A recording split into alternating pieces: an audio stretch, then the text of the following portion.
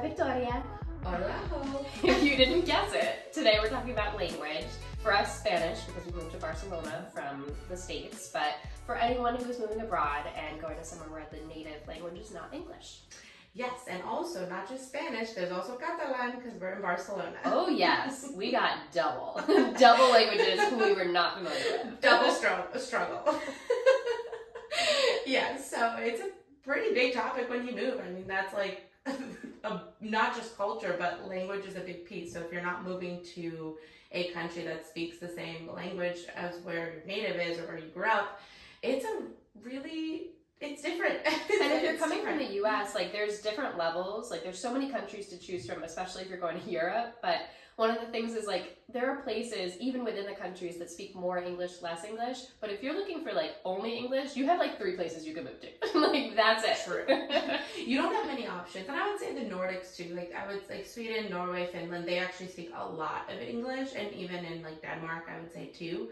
But yeah, I mean Spain, because Spanish is spoken so worldwide, there's so many countries that speak Spanish.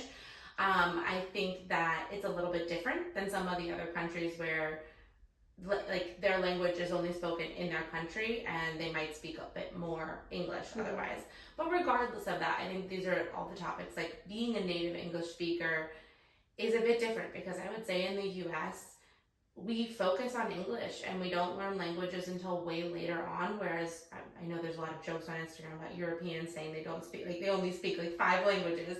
It's true though. I would say not just the US, I would say the same in the UK, maybe Australia, all that, because English has become such a predominant language worldwide. It's like the language everyone speaks. It makes it a little bit easier for the English speaking countries to kind of slide under the radar and not learn, which I don't agree with. I know we've talked about this, like I think language is so important, and I wish that they taught it earlier in school in the US, but this is the reality of the situation, is that it is a bit different when English is your native language. When you move, it's almost like you unintentionally expect that people speak English, because that's kind of what you're taught. Like underlyingly, it's funny too because you can get away with it to a certain extent. Yes. Like I think that English is one of those languages that if you're coming up against like, you're not going to learn a language completely overnight. So you get a little more leniency with English in that if you're struggling in an interaction, you can switch to English or ask if somebody speaks English, and you have like a good chance of getting that. Yeah. So I actually found for me, it was funny when we moved here, I would always try first in Spanish and then default to like, ¿hablas inglés? And then sometimes the answer was no. And it was like, okay, we just gotta figure that out. And honestly, sometimes that was better. I feel like that helped me learn more because even though it's a comfort thing, and it's understandable because you're trying to do something, you don't understand what's happening. But in those interactions where you're figuring it out, that's where you start to pick up vocabulary, like, there's something to be said for apps, and like I'm not somebody who's done a lot of apps personally. I know other people have, but for me it's just been like actually having conversations where I don't know what's being talked about because you start to pick up words within other words that you do know. Yeah, and I mean also just to give background, like I took Spanish in high school and I hadn't touched it since before I moved. You have a little bit more experience in listening to it, I would say. I'm literally Puerto Rican, and I cannot speak fluent Spanish, and it makes me so sad because I moved to Spain. Like, I'm Puerto Rican by way of Spain. Like, I know, but your grandma spoke fluent Spanish, and yes. you listened to it a lot more growing up because of that, I would say. So, do you feel like that helped a little bit, at least? I think it helped a little bit. I mean, I think it like soaked into my brain, but like honestly, my grandma didn't speak a lot of Spanish to me. It was more that like I would hear her speak Spanish to other people, or she would be watching like TV in Spanish, so I heard it. And I do think that helps in terms of like maybe your accent, or maybe just like, I don't know, some kind of osmosis of language. But for the most part, I was like all the other Americans who like did it in middle school. You graduate and you're like, what do I know how to say? Oh, I mean, I'm right there with you. Like, and I think it's just such a myth. When we moved, I was like, okay, we're moving to Spain. I am going to learn Spanish right away. Like, it's just not right away, but I felt like within a year, I'm going to be fluent. Like, Yeah. I'm going to be listening to people, and I'm just going to learn. Like, I'm going to be forced to learn. And wow, that was not true. If you believe that, like, I like me, I'm sorry to like break it to you. It's not as easy as I expected it to be. Just immersing yourself. Like, I thought it was going to be something that was just happening naturally because I'm here. And no. No, I thought It's a lot of that work. too. Because I think, like, when people think of study abroads and stuff, when they're in a house, what is that called? When you have, like, you're a kid and you go to somebody's house. Oh like yeah, it's a house. Is it not a house exchange? Oh my god, I'm getting old. I can't remember Like it at all. I don't remember. It's totally fine. You know what it is. Yes, like when you do a study abroad and you go to a place and maybe it's not even like a city and you're really around people all the time who are just speaking the language, that makes sense. It's immersion. When you move to a city, particularly Barcelona, a lot of people do speak Spanish. Like, don't get me wrong. I actually thought from hearing some stories where people were like, oh, people have been here 10 years and they still don't know Spanish. I'm like, oh, a lot of people must speak English. I've had a lot of interactions where somebody's just going to speak to me in Spanish. And like, that is reasonable because I'm in Spain. But it's tricky. It's something that I've learned more than I thought without doing lessons. But I've hit a point where like, I'm kind of stagnant because I either have to dedicate more time to it or I'm just going to remain at the same level, which is unfortunate because like, I don't have more time. I'm a mom of two. Like, I can't make the time, and I feel like people say, well, like you said, you have to prioritize it. Sometimes you just don't have the time. And we talked about too, like the mental load of learning a language is a lot because at the end of the day, yeah, maybe I have an hour at 8:30 p.m. when my kids are asleep, but I also want to be a person, and like doing Spanish homework is not necessarily good for my mental health at that point. So it's like, it's two things that are in contrast with each other. It's finding a balance, and we've been here now 4 years, and I would say a little over 4 years, and I would say that the first year was weird for us because of the pandemic. We really didn't like go out. Like, it was weird times, as we all know globally. But once things opened up, I realized very quickly that it wasn't as easy as 1, 2, 3, and also studying and like putting the time into it is exhausting, and it's almost like a full-time job. And the more I talk to people that had been here for many years and friends that do know Spanish fluently that isn't their native language, I learned that a lot of them either did school here, like came and studied in Spanish, or went to like a small village. They had no choice and they like actually learned it, you know, because they had no choice, which honestly I wish that was the case sometimes for me. But they were forced a bit more in the sense of like, when you're in school and that's your focus, you're automatically gonna learn it. Yeah. And don't get me wrong, I definitely feel like I know a lot more Spanish now, and I understand a lot more, and I've improved, but I'm still not where I want to be after over 4 years here. And I feel like there is a component to it that a lot of people don't talk about, or maybe some people don't feel, but personally, I feel ashamed a lot. Like, I'm disappointed in myself, and I'm definitely very hard on myself about it internally. Like, what's wrong with you? How come you don't speak Spanish after over 4 years? And like, I'm sure other people think that about me too. And I'll beat them up. Thank you. I appreciate the support. But like, I feel that way for myself, and I'm like, why haven't you made enough time? I kind of go down that rabbit hole that we all do when we're not being nice to ourselves. And I've done it a lot. And at the same time, if I take a step back, and this is where I think we just need to be nice to ourselves in general, is I had a lot going on. When we moved here, take a step back, when we moved here, it was a lot of change to begin with. I was trying to look for a new job, need to have income, and that's important. And I had a lot of things going on personally. At some point, was planning our wedding in Greece. There was just like a lot of trauma and things that had gone through in my life that were taking up a lot of space in my brain. And I was just making it through life, like trying to just, survive and also enjoy myself to whatever capacity I can, travel when we can. So it's sometimes important to remember you're balancing a lot, like you said, in your mind. And learning a language is a time commitment. It's not like we haven't tried. We try to take classes from 6:30 to 9:30 p.m. after our full day of work. It is exhausting. Like, I couldn't even think during class to learn something. And I'm like, okay, that's not going to work. So we have tried a few different methods, and not that they haven't helped us a little bit improve, but we haven't found the perfect method. And I do agree with what you said on the fact that just practicing speaking has actually been the best, way, in trying to listen, and that has helped a lot. But overall, I've tried really hard to be nice to myself when I can, because I'm most of the time not nice to myself about this topic, and I don't feel like I'm alone.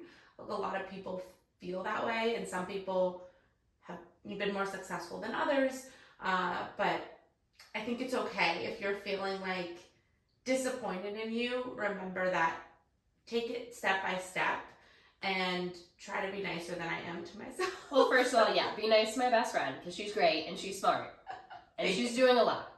Also, you said you went to classes after work. Like, I think maybe you're more frustrated with like the results than you are with the effort, because when you look back on it, you are trying. You have been trying this whole time. I think it's more like you don't have, I think the biggest thing I've learned, kind of like what you said, if you have the privilege to take a month of classes, and we've met a couple people like this, and again, this is, I think, not most people's situation, but if you can maneuver, if you're moving abroad and you have like, a period of time before you take a new job or whatever it may be, if you can do an immersion class for like a good chunk of time, those are the people who are really, really successful, because they can dedicate all of their brain space to just sitting down, concentrating, learning. But I do feel some of the feelings you have. I think like I canceled my Spanish lessons. That felt terrible.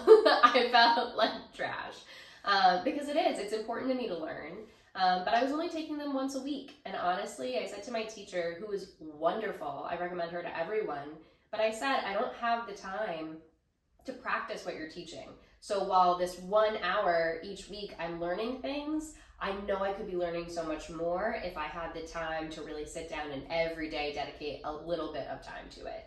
So I think it's just like, there are different stages. Hopefully you'll have more time at a different point. But I also think do it in chunks. For me, I think the way I've been most successful with learning has been to focus on one area of Spanish. So I had to prioritize healthcare, because I thought one of my biggest fears moving to a country where I didn't speak the native tongue was, what happens if my kids get sick?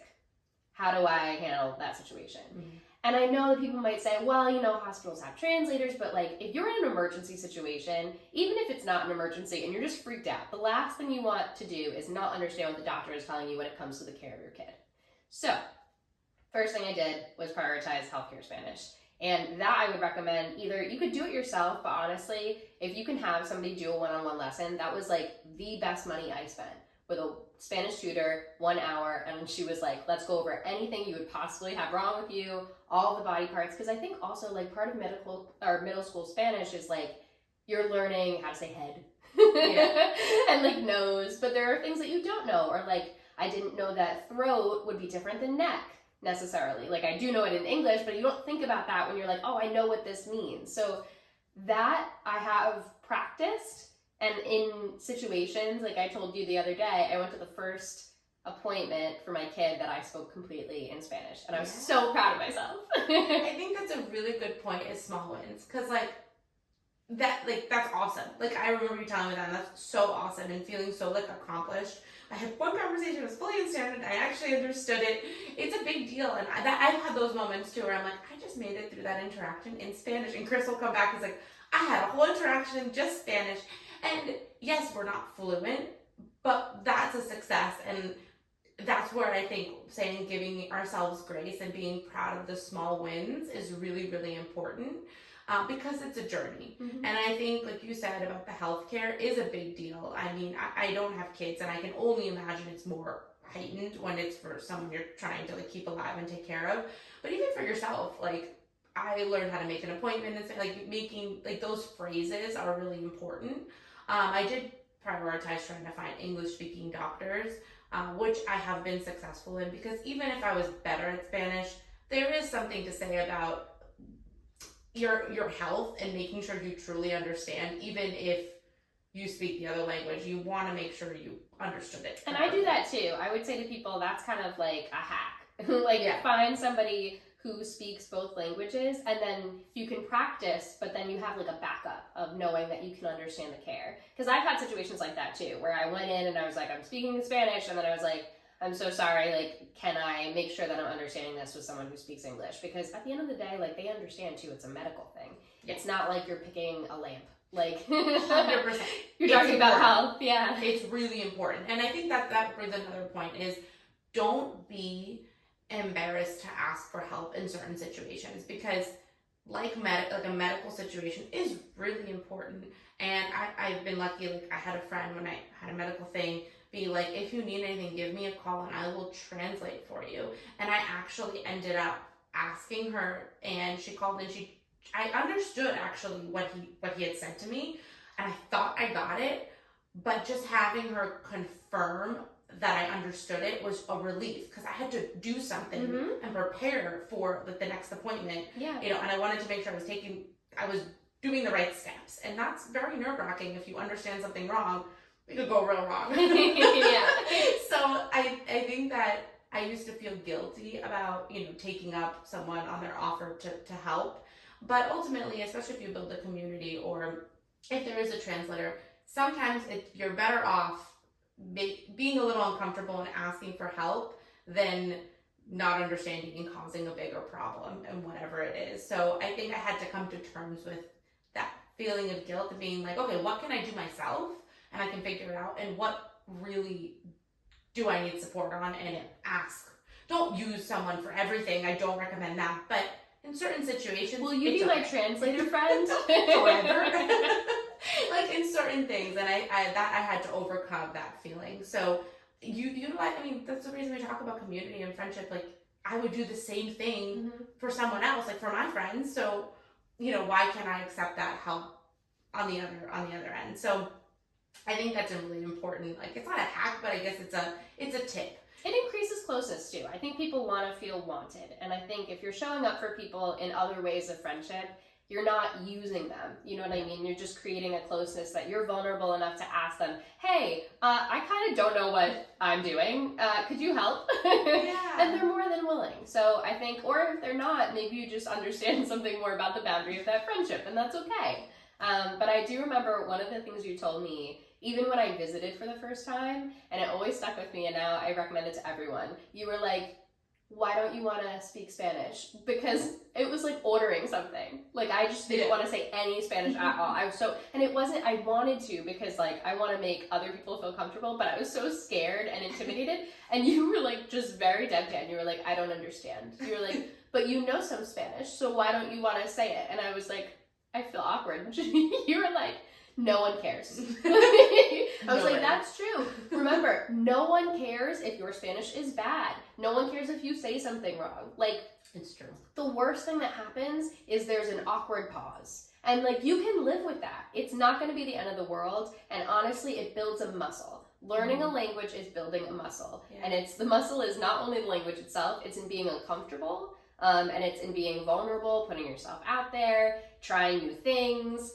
It's just being willing to like not knowing what you're talking about and not being like the smartest person in the room. I think that's a thing too. I think sometimes we feel like not smart because we don't know things, and you have to recognize, if you're looking at it, reverse the situation.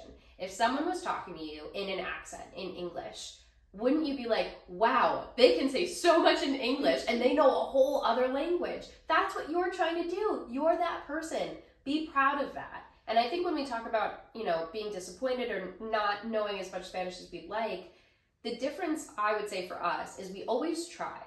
We always try to say as much as we can, and then there's just gaps and we figure them out, whether it's using, Google Translate or just kind of pantomiming.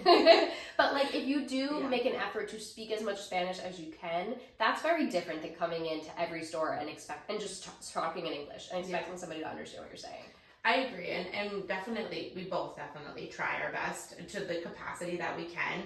And I think there's times that I will say, even if I'm saying it in English, I'll throw some Spanish words that I know, like, in there in the English sentence. I'm like, well, that's kind of helpful, right? It's better than nothing. Or if I say something and I realize that maybe a few words aren't understood because I can't say them in Spanish, I will try my best to figure out or Google Translate or whatever I need to do. And I think you brought up a really good point about another language, and everyone that speaks to us in English here, for the most part, are not native speakers, and that's something that I'm always very aware of.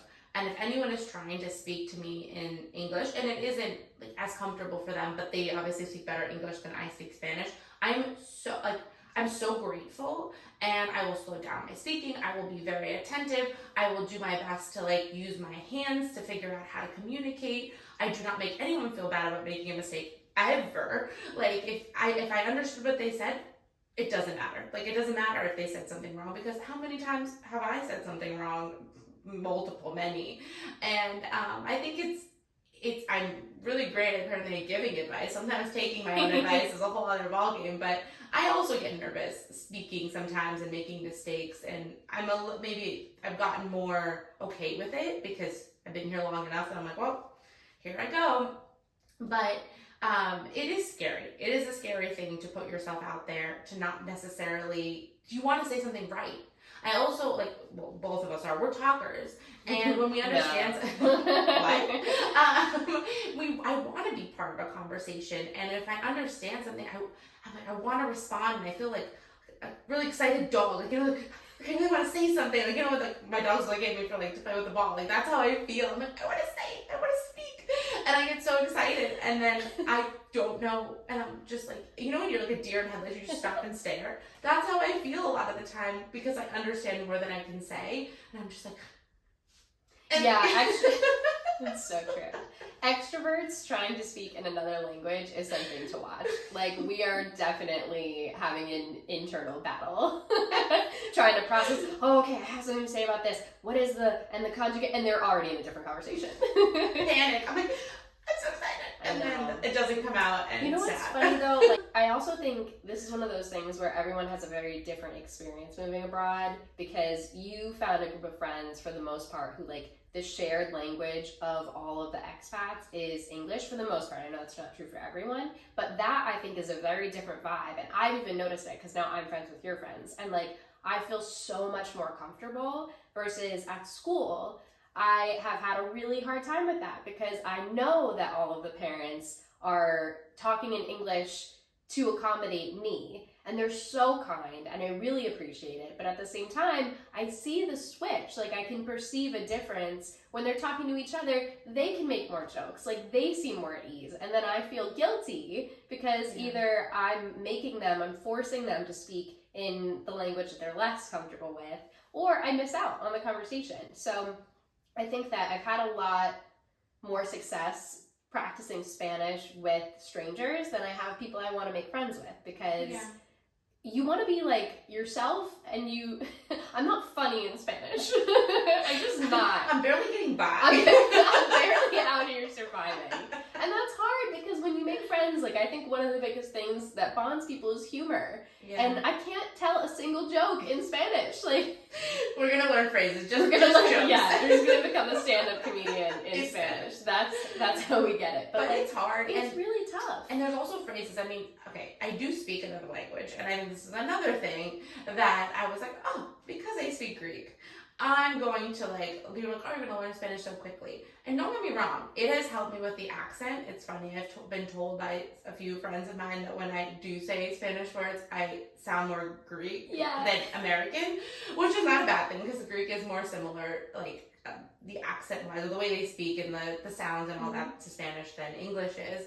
So that part's good, but it doesn't mean because I speak Greek, I'm going to automatically learn Spanish off the bat. It's not like Italian and Spanish, where there's a lot more similarities. Greek, even though there's some structural things that are similar, it's a different language, and the words are not the same. It's not like some languages that are kind of more interchangeable. I need to myth bust. I took Italian in college. I was so bad at it. And I don't know if it's a me problem, but because Spanish and Italian were so similar, I could not do it. I kept only thinking in Spanish. And in my exams, I would write in Spanish, And then I would make a note and I said, at least it's not English. And my very kind teacher, Ricky, was probably like, okay. Oh, wait, I had him too, because I Ricky also took Italian. I'm also obsessed with Italian language. It's beautiful, but like just in case anybody's out here and they're like, oh, I speak Spanish, so maybe I'm gonna move to Italy and it'll be so easy. It might not be. Maybe It is it's harder, harder. but for me, it was harder because it was so similar. I've had like an easier time picking up Greek than I have Italian, which is like, those are, like you said, like at least there's an accent part of it, but like there's an actual difference, and I have heard that. Like I have heard that from people. Like there's a lot of Italians that work in my company, and like we'll be in the office, and like they were like, yeah, sometimes I'll just speak Italian because like they understand me, which I think maybe that's what I'm talking about. Yeah. Like if I just because I panic respond sometimes, and I'll just say things in Greek to people because it's not English, so like it's like they must understand me. I do that a lot. Chris looks at me and he thinks it's so funny. He's like, that is so funny. I know that that's not Spanish. Like, I recognize that my like impulsive like panic mode response is speaking to them in Greek, and that's not helpful for anyone. But it's so funny. I do. I've done it a lot. It's like and I've also done the opposite. I went to when I was in Greece in July last year. I literally answered my cousin's door. It was like delivery, and I answered it, and I was like, "Gracias," and I'm like, I know how to speak the language here. Like I can speak Greek. What is wrong with you? That is one thing I think you won't realize until you go back. Like if you move abroad from America to another place, you learn the language, you're exposed to it all the time. The way I went back to the Newark airport and everybody, perdón. Like what? Like you just have to switch your brain. It's so hard. And then on the way back, you're just used to always being immersed, even the conversations. Because like when you're walking in the streets, I think that's something I'm still not over. Almost a year later, like it's almost like if you think of yourself, maybe this is narcissistic of me, but like if you think of yourself in your own movie about your life, you're like in a movie where you don't speak the language. So all of the side conversations going on around you are not in English and you don't understand them. And I think that is like what goes back to school for me with the parents, like the birthday parties. I have like parent friends who I've made and I feel like really good about them and they're great and we speak to each other, and sometimes I'm like, I feel comfortable now. So I'm like, guys, just keep speaking in Spanish. I need to practice and then maybe I'll say a thing, but don't pressure me. They're just awesome. But like in general, it's harder if I'm in a big room with people because I don't know all of the parents in Charlie's grade. And so I want to like float around and be extroverted and jump into a conversation, and I can't because you don't like pick up things as easily. You're not like, oh, you said that. Oh, actually, like Charlie's starting ballet. Like it's just that I think has been something like personally sad for me because language has taken away a little bit of my like extroverted nature, and I'm sure I will get it back and you find your pockets of like English to fill that cup. But that has been a kind of like melancholy thing for me because I love it here and I love the people here and it's not anything about them. They're so kind, but language has like taken a little bit of the person who I am and how social I am because I can't participate fully in the way I want to. And that even takes time. Like even if you're learning the language, like that humor piece, the slang piece, all of it makes a difference. And I know that from like speaking Greek. I grew up in the US, but I would go every summer to Greece, and I mean I speak very comfortably. But I think like every year I remember learning new slang because like the whole year went by and like I wasn't there. Like I'm speaking to my parents in Greek, but like, you know, kids are always changing their slang or the way, you know, and even in English, sometimes I don't even know what slang is going on now. But my point is that like you learn it again, you're like, oh, okay. And then it becomes part of your vocabulary. But even myself, who speaks very comfortably in another language, felt that way when I would go back in the summer, like, oh, what did I miss this year with all the kids speaking, you know, and saying new phrases and all that. So it happens with all languages, but especially when you're learning one, it takes time to get to that point that you're talking about, that you truly feel comfortable making jokes, having a conversation just so naturally, and listening around you and being like, oh, I heard that conversation there. Oh, I'm going to pop in. Whereas in English, because I don't know, my brain works this way, or I grew up with like a great family that's always talking around me and having 7 million conversations, I could be around, like surrounded by 3 different conversations and probably know what's going on in every single one of them, even though I'm talking in this one. I go like, oh yeah, I'm gonna turn my head and talk over here. So I grew up that way. So not being able to do that now is very interesting. It's disorienting. But I've also gotten comfortable with it. I realized it because this past time, we don't go to the States that often anymore. We were in the US, like, I don't know, not that long ago. And I remember walking, and we were just like, Chris and I were walking around, and all of a sudden I had a moment where I heard English. Obviously, I'm in the US for the record, and I was like, oh, Americans.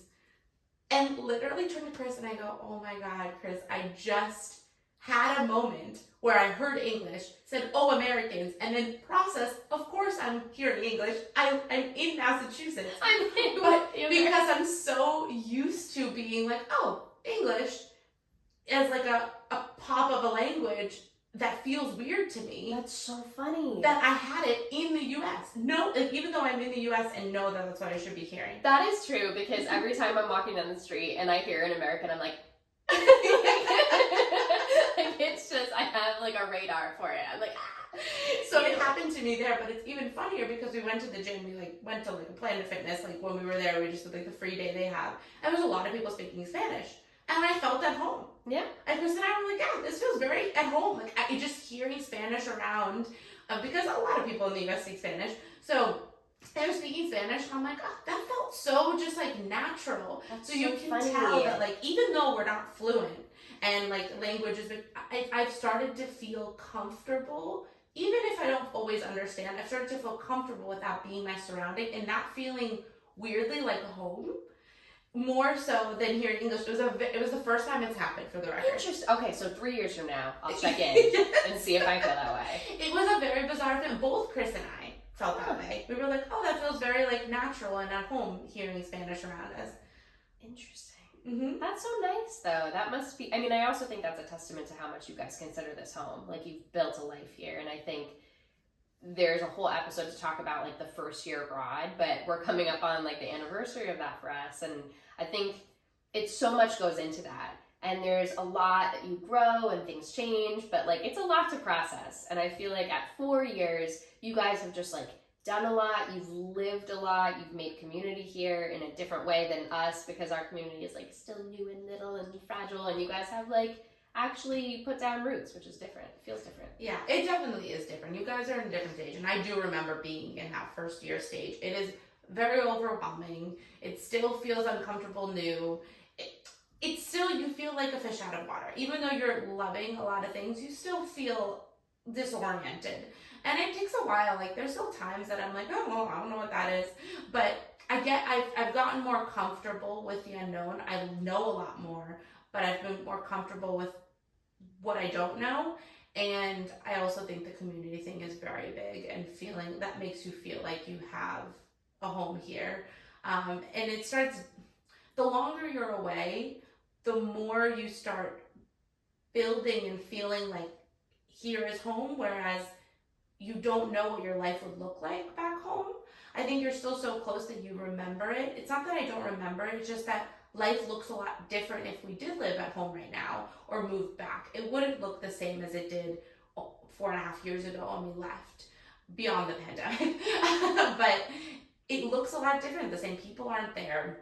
People have moved physically, moved in different stages of their lives. Like, you don't know where you'd be. And I think that part makes it easier to just feel like this is home, because I do know where I'd be. I am here, and I'm comfortable with that, and I love that. So I think that maybe that's what the difference is. I'm not sure, but it was a funny thing to realize that even though I'm not fluent, the language still felt more natural. Listening to it around me feels more natural than it did like probably even a year ago. Yeah, I think that's one of the things I think about a lot with our kids too, and why we really wanted to put them in a school that was trilingual, because we wanted them to feel like listening to Spanish, and in Catalonia, Catalan, was normal, and to not feel like a fish out of water, just to be exposed to it. And I do think it was a gift for anyone questioning like the timing of when they would move with a family. I think it would have been harder for me to see Charlie in school in the US and then see her in school here. Because like I've talked about before, I think that resilience is such a beautiful thing to want for your kids, but you don't want them to need to, go through any of the challenges that resilience necessitates in building. But language was one of those things that have seen her navigate it and struggle a bit against it, push against it because it's not her native language. And I've also seen her grow through it and how beautiful that has been. So I think if you have kids in the US and you do have them in school, it's not impossible. I think it would be I would just prepare yourself because it's hard to watch your kids do anything uncomfortable, anything difficult. But I think that language is one of those things that it's worth it because it stretches them in a really beautiful way. It opens a lot of doors for them. And at the end of the day, I really love that for them, this was like one of their first exposures to the world, and doing hard things was learning something so rewarding. Yeah, I think it's wonderful. And I said that to you the second you were coming. I'm like, they're going to learn it. It's going to be, they're going to learn it faster than we are. They're going to be more fluent faster than we are. But it's going to be huge. Like, I know when I was younger, I didn't appreciate my parents speaking to me in Greek. Sometimes I was irritated when I was in the US that they were speaking to me in Greek. But now I'm so grateful. And I think the reason maybe why I feel also so disappointed sometimes with myself is because I recognize how much language immerses you in a culture. Because if I went to Greece, and I feel Greek because my parents are Greek, but I didn't speak it, I do think I would feel a lot more disconnected to where, like, my parents came from, where I came from in a way. So even though I grew up in the States and I do feel American, obviously, I also feel Greek. And spending 2-3 months out of every year of my life in Greece really connected me to the culture. But a big part of that isn't just physically going there, is also speaking the language, understanding it, being able to communicate. All of that plays a huge, huge role. And I'm very grateful to my parents, and I'm sorry to them that I was not always the best and easiest about it. But they pushed through. So I recognize, because I feel it personally, how important it is. So I would love to get to that point where I am like that here in Spain. Because I know that it's beyond just communicating and being able to get my point across, but it's also truly being able to understand the culture that, we're a part of. You can't fully get immersed without understanding that big piece. Yeah. It's a good point. I feel like that hits on the feeling that I have at school, because I feel like I can make friends and like the people are nice. We have like things in common, but there's like a bit of a barrier there with like, I feel like I'm missing out on something. Like it's something that I can't surpass, and it's the language piece, because I can't feel fully at ease in that piece of it. So I do think that will change over time. But I think that's also another reason why it's nice to talk to other expats, because like it's good to stretch yourself in all types of relationships. But I think if you only do hard things, you get burnt out really quickly. Yeah. So it's been really nice for me to like become friends with your friends, because it was just easy. And I don't feel like that. I feel impressed that everybody speaks other languages, but I don't feel like I'm in a setting where they all speak the same language and I'm the only one who doesn't, because it can be hard. And again, it's just one of those things that it comes with being an expat. There are great things and there are tough things, and there's a spectrum in between. But I do think that if you're making the effort, people recognize it and they want to help. They do. I have noticed that. I do believe people want to help you, and especially when you start building a community and you actually are making friends, they want to help. And I do agree that there's a balance, and we've made friends from all over the world, which I said this in another episode, but I think that is so special, because you're learning about so many cultures and their experiences and your mind, and you're just more open and you're growing in a different way. So I find that really valuable, and it is nice to all feel like you're in the same boat, at least at some point. Some people maybe have moved earlier, later, whatever it is. But it's nice to feel like, okay, you also get being somewhere you didn't grow up. So having that connection.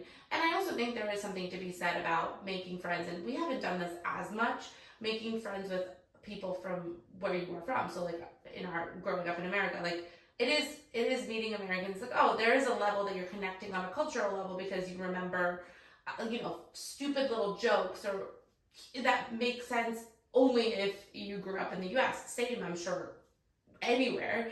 But I do think it's good to find a balance of everything. It's good to have friends from wherever you're from, expat friends in general. And then if you can try to slowly build a community of friends that are more local, that are willing to kind of be nice and slow with you, I think it's good to have different areas of a community instead of just sticking with only expats specifically from the country you grew up in, because I feel like that really limits you into just being like, okay, well, I left the US, but I came here and I made a mini US, and that's all I know. And I think that limits you from being able to grow, being able to immerse yourself, and be able to really enjoy the beauties of another country that you've moved to. It just limits you. I don't think you get to feel like you're a part of it as much. Like you said, like you're doing like a mini US in this other place, or like you're all on spring break together. Like it's like not the same. Yeah, it's not the same vibe. I agree. Yeah. I think that like every type of friendship offers you something different.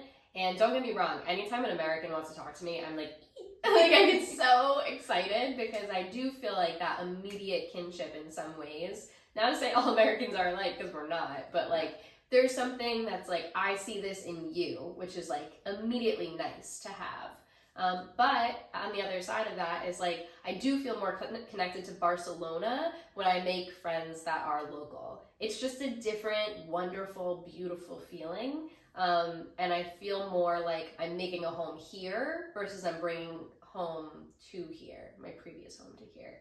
And there are good and bad things to both, but like, it's always better to be loved by more people and to love more people. Yes. So just keep that in mind. I don't think you have to like make a tally of like how many Americans friends do I have, how many European friends do I have. Don't do that. Whoever you connect with. Yes. And I think especially when you're first moving here, Yeah. make friends wherever like you can. Yeah, it's rough out here. Like anyone that wants to talk to you, be like, coffee. But like I think like be aware of it. I think if you find yourself tending to just gravitate towards people from your home country, understand that maybe you're trying to play it a little safe, or you're trying to find comfort, and that's okay. But also like try it, expand where you could be maybe a little bit uncomfortable, and recognize what that could give to you. Because even like practically speaking, local people like know what's up. Like they're gonna tell you where the better restaurants are, where the better like vacation spots are. Like there's a practical piece of that too, that's like people have a lot to offer, and there's the emotional part of friendship, and then there's also a practical piece, which is just like, oh, I'm learning a lot from you, and you can learn things from people from your country, but you're gonna learn a lot of things that you didn't even know you didn't know from local people. And it's really cool. It's good to, and you can offer them good things too. I think that's what it's good to find a balance. And a big point that moving abroad is uncomfortable. The whole process is uncomfortable. I feel like that is literally the slogan word that it should be. It's everything, it's uncomfortable. So if, for example, you move and everything's uncomfortable, and the one comfort you're feeling is finding a group that is from the US or from wherever you are or whatever, that is okay. So for a little bit, if you need that one part to be comfortable because the rest is so uncomfortable, I don't think you should be hard on yourself. And then eventually, when other stuff starts feeling a little bit more comfortable, you can make the uncomfortable part is making friends from other places. So if that's what you need, I think it's important to be nice to ourselves. I think that I come back to that because I know I've been hard on myself, specifically on the language piece, but in general, we all are hard on ourselves unnecessarily, and then we're obviously very good at giving advice and telling other people to not be hard on themselves, but can't do it, obviously, for us. You know how that goes. So I think this piece is a different journey for everyone, and you know, I follow so many people on Instagram that are like language or Spanish or learning Spanish, and there's no one right way to do any of this, but I think it's finding what works best for you and do whatever you can. But as long as you're trying, like we said, I think that's the most important. But if pro tip, like Hope said, if you're able to take a month to learn a new language or even 2 months and focus just on that, it's probably your best bet. Also, who are you? I would love to know more about you and this wonderful magical life you lead. I think about this a lot. Like when we moved here, had my US job, so I was working, and then there was a period of time I was looking for a job, and I was like, oh, okay, like it's gonna take me some time. I was convinced that I wasn't gonna find a job quickly. I'm like, great, Chris, like if I don't find a job in the next the month and a half, 2 months, I'm just gonna go take Spanish lessons for 2-3 months, and then job search while doing that at the same time. And I like envisioned this is like a different path. This is one of my ghost paths, as we talked about in another episode. But thankfully, I also am very grateful because not having a job, we were living on one income, and that was like also not a reasonable thing for a very long time.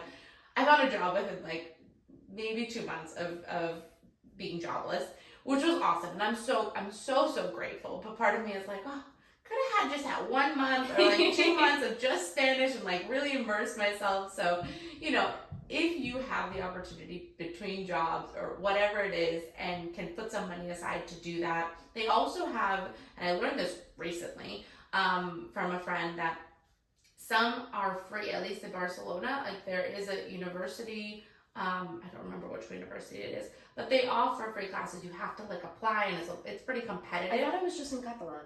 They're actually in Spanish too, apparently. So there's always more to investigate, is my point. Look and see what's available, and do what you can with the schedule you have. And generally speaking, mental load and having the brain space is really hard. We have a lot going on, but if you want that to be a focus, make sure you have the brain capacity to take it on in that moment, because I do think that's a real thing. If you have a lot going on in your personal life, in your work life, adding something so big onto that might not be the right time or place to do it. It just won't work. Like, I think that's what you're getting at. Like, before you throw money and mental energy behind learning the new language, is it realistic for you? If you have a month or two or whatever it is, even if you had 2 weeks to just dedicate to that, that's awesome. Maybe that's perfect for you. But if you don't, instead of just like throwing in the towel completely, what are the things you can do? And that's why I found like focusing on one area of learning things, whether it's healthcare, whether it's grocery store, like there's a bunch of different like areas you can focus on. And that, I think, your brain also gets the dopamine hit of like, I learned this thing, I'm successful in this thing. So don't think of language as only one way. Like, it doesn't necessarily have to be an app, it doesn't necessarily have to be a class. Like, think about your personality, how you learn, and what makes the most sense for you, and then try it. If it doesn't work, it's okay to tap out and try something else. Just be flexible. Yes. I mean, I've literally tried it all. I've done the classes in person. I've also done them online. I've also done some apps. And also have met, not in person, the only one thing I haven't done, I've done like a virtual like conversation with someone who spoke Spanish who wanted to learn English. And obviously I try out in the wild. So I've done in the wild in the world. But it's not easy. I've done it all. There's things that have worked better than others. But the reason I say that beyond consistency, the reason I say mental brain space is important is because of what you're saying. It's the result. You're not going, everything helps, but it's not going to be as successful as you would like it to be if you're not mentally able to, and mentally not open, but not tired, like not mentally exhausted. So I think there's also a middle. So like, make an effort to speak the language of where you're going. That's just like a courtesy to the people who are there. Yes. So make an effort to speak the language, but also recognize that it's okay that you don't speak it fluently. It's okay. Everyone's fine. It'll be okay. If you need a concession, ask for it. And so for us, we really found that with the school. We were, instead of choosing a school where we felt like we could always communicate 100% with all the teachers, we prioritized Charlie learning the languages. But with that, that means sometimes we don't understand everything that's going on. And it's hard because that's something obviously we care about a lot. And we just decided, hey, there's a meeting at school to go over what the kids have been learning, what they're working on. I went to the meeting. First thing I did wrong was take miles, because taking a 1.5-year-old while you're trying to understand something in a language you don't speak natively, I was set up to fail by myself. I set myself up to fail. Yes. But after that, I was bummed, and I said, you know what? I'm just going to email the teacher and ask, could we have like 30 minutes of her time for her to just run it through with us? She was more than happy to do it. And it ended up being great because we got like little extra bits about Charlie too. So like, I know it's uncomfortable and not everybody loves being the person to ask for help, but if you don't understand something, just ask. Ask kindly, ask politely, but ask. And I think the biggest thing you said, be kind. I think that a lot of people get upset because, especially with native English speakers, because they feel like it's an arrogance that we don't want to learn and we don't try. But sometimes it's like, just like anyone else, like if you're coming to the US, like you just have to ask. Like sometimes it's just hard. And if you're kind and you're showing that you care and you're showing that you try, people are kinder. And if someone's not kind, then maybe they're just not going to be kind ever. Maybe they're not kind in any language. Exactly, or they're just not kind people. So I think it's important to remember that. And I think that it can be tough sometimes. But overall, this is a never-ending topic. We can talk about it forever because I think it is so important. But I don't think it should deter anyone from moving abroad because of the language. I understand why it does, and I understand why it is very overwhelming and daunting, because I've heard that from a lot of people, like, I couldn't live somewhere that I don't speak the language. It is uncomfortable, it is difficult, but it is doable, and it's not as bad or scary once you're actually in it. I think it's worth trying, too, because I will say, I think for some people, they feel like they couldn't do it, they get to the place, they actually don't really like doing it, and maybe then, like, that's not the place they live forever. And there's a privilege in being like, oh, I'm going to pick up my whole life and move to another country, and it may not be permanent. But the reality of the situation is anywhere you live could not be permanent because there's so many factors of our lives that we don't know what's coming. Circumstances change. So if you look at moving to a place as being something that you're trying, try doing something in a new language. And if you don't like it, you'll figure it out. You'll make it work. It'll be okay. But also, if you can't, you recognize like, hey, I like so many things about this place, but ultimately, for the rest of my life, I do want to be somewhere that has a little bit more of my native language. That's okay. You don't have to feel guilty, and you'll just figure it out. You'll make an adjustment. Yeah, I think it's really just trying to understand yourself. And I mean, I've grown a lot moving here. I've understood myself a lot more.